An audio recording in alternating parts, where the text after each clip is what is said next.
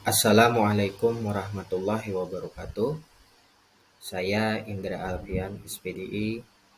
Kali ini saya akan memaparkan tugas lokakarya saya, yaitu tentang media pembelajaran dan LKPD. Nah, untuk media pembelajaran, saya membuat dalam bentuk PowerPoint. Materi yang saya angkat adalah Pendidikan Agama Islam kelas 11, yaitu bab tentang beriman kepada kitab-kitab Allah Subhanahu wa taala. Baik, sekarang akan saya bahas satu persatu.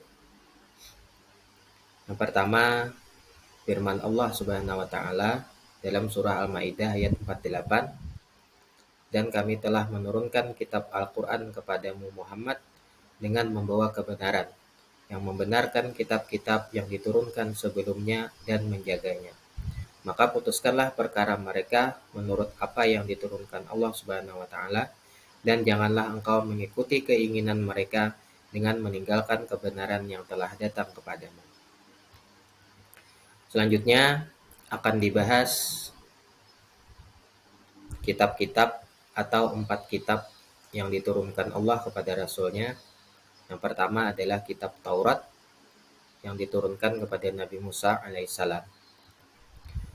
Kata Taurat itu berasal dari bahasa Ibrani, yaitu Torah, yang artinya instruksi. Kitab Taurat adalah salah satu kitab suci yang diwahyukan Allah kepada Nabi Musa alaihissalam. Kitab Taurat menjadi petunjuk dan bimbingan bagi Bani Israel. Berikut adalah dalil diturunkannya kitab Taurat kepada Nabi Musa, yaitu Quran Surah Al-Isra ayat 2. Dan kami berikan kepada Musa kitab Taurat, dan kami jadikannya petunjuk bagi Bani Israel dengan firman, janganlah kamu mengambil pelindung selain aku. Isi pokok kitab Taurat itu ada 10, yaitu yang pertama, tiada Tuhan selain Allah, jangan menyembah berhala, jangan mempersekutukan Allah, sucikan hari Sabat atau hari Sabtu, hormati kedua orang tuamu, jangan membunuh, jangan berzina, jangan mencuri, jangan bersumpah palsu atau bersaksi dusta, dan jangan menginginkan milik orang lain atau jangan menginginkan hak orang lain. Yang kedua adalah kitab Zabur yang diturunkan Allah kepada Nabi Daud alaihissalam. Kitab Zabur bentuk jamaknya adalah Zubur, yang artinya menulis. Makna aslinya adalah kitab yang tertulis. Zabur dalam bahasa Arab dikenal dengan sebutan Mazmur, yang mana dalam bahasa Ibrani disebut Mizmar. Artinya nyanyian rohani yang dianggap suci.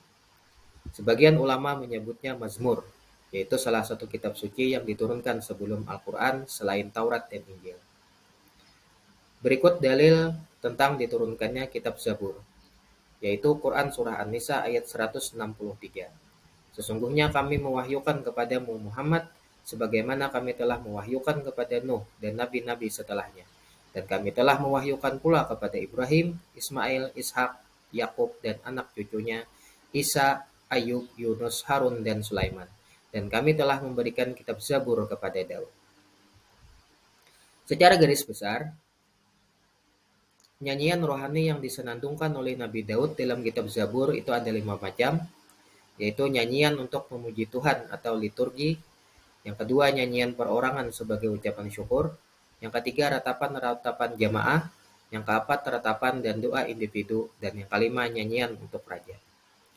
Yang ketiga selanjutnya adalah kitab Injil yang diturunkan Allah kepada Nabi Isa alaihissalam. Kitab Injil diturunkan kepada Nabi Isa sebagai petunjuk dan cahaya penerang bagi manusia. Nabi Isa alaihissalam diutus untuk mengajarkan tauhid kepada umat dan pengikutnya. Tauhid di sini artinya mengesahkan Allah dan tidak menyekutukannya. Penjelasan ini tertulis dalam Quran Surah Al-Hadid ayat 27.